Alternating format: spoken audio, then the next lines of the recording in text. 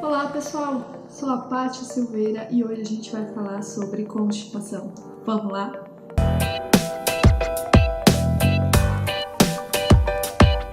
Constipação é a queixa mais comum no consultório da coloproctologia. Muita gente sofre com isso, principalmente as mulheres. O maior fator de risco mesmo para constipação é o sexo feminino, seguido de sedentarismo, ou seja, pessoas que não fazem exercício físico, uso de remédios, medicações crônicas, várias medicações são relacionadas à constipação. Além disso, depressão, pacientes depressivos também têm mais propensão a ter constipação, tá?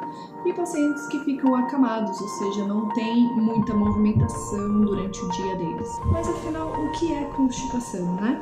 Muita gente chega pra mim no meu consultório e fala assim: mas eu fico sem evacuar 3 dias, mas quando eu vou evacuar, funciona tudo ok, não tem problema nenhum. Então, a gente não pode considerar esse paciente constipado, ok? A gente tem alguns critérios, que são os critérios de Roma 4, tá? Que é o consenso médico sobre o que é constipação. Antes da gente classificar uma pessoa com constipação funcional, a gente tem que excluir outras doenças. Por exemplo, massas, obstruções mecânicas, tumor, doenças inflamatórias, síndrome do intestino irritável e entre outras que a gente vai falando com o decorrer do tempo. Excluir essas doenças orgânicas, aí a gente vai pensar na parte funcional.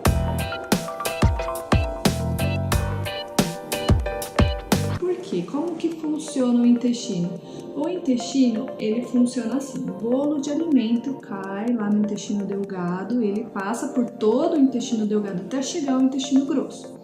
No intestino grosso, ele vai até o fim, num período de tempo considerado normal, tá bom? E no final existe a movimentação dos músculos da defecação, são os músculos da pelve. Aí depois que acontece a defecação, acaba o processo evacuatório.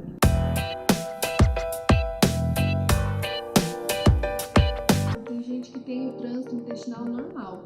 As fezes, elas passam por todo o colo do intestino, sem parar, sem identificação do trânsito intestinal, tá bom? Esse é um dos primeiros tipos.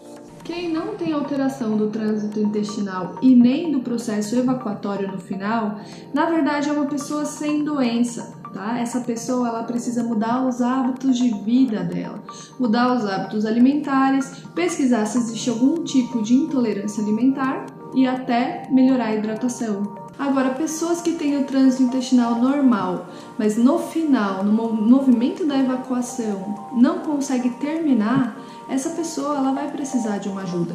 E, querendo ou não, é uma grande parte dos pacientes que possuem esse tipo de alteração e considerada constipação, que é a obstrução de saída. A obstrução de saída, ela pode ser tanto mecânica quanto muscular. Alterações mecânicas que às vezes são até cirúrgicas, tá bom? Agora tem outras pessoas que é um jeito mais difícil de tratar e, pasmem, é muito comum, principalmente em mulheres, tá bom? Que é a defecação dissinérgica. O que é a defecação dissinérgica? Esse nome gigantesco quer dizer?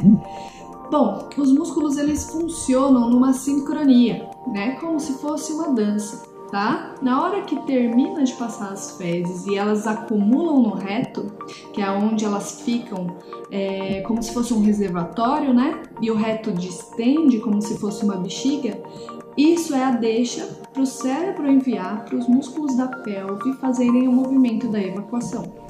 Normalmente, quando acontece esse estímulo, o esfíncter anal ele dilata, ele abre e aí as fezes conseguem passar. Porque na verdade o intestino ele não é reto, né? Ele é uma curva. A hora que ele retifica, as fezes conseguem passar mais facilmente e o esfíncter abre para as fezes passarem. Existem pessoas que não conseguem fazer esse movimento por uma dissinergia mesmo, porque elas não mandam a ordem correta do cérebro. E isso a gente consegue identificar em alguns exames.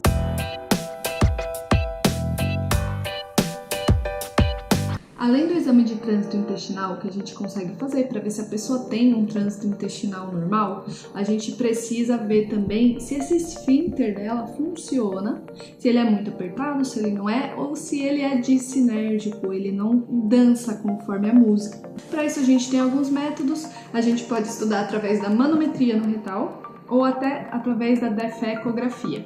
A defecografia é um exame muito difícil de encontrar, é muito difícil de ser realizado, então a gente usa muito a manometria e a expulsão do balão.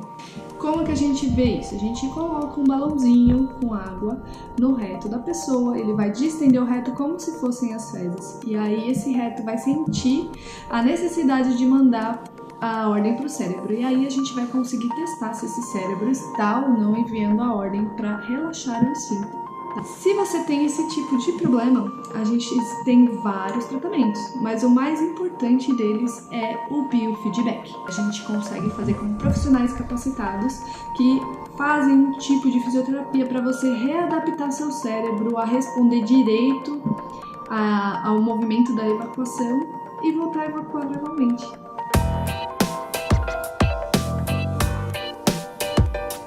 O fluxo laxante ele não deve ser crônico. Isso pode fazer mal para o seu intestino, isso pode fazer lesões no seu intestino. Então procure seu proctologista, faça os exames para descobrir qual é a causa da sua constipação, porque aí assim você vai conseguir tratar a causa e não vai precisar ficar tomando laxante e fazendo mal para você mesmo.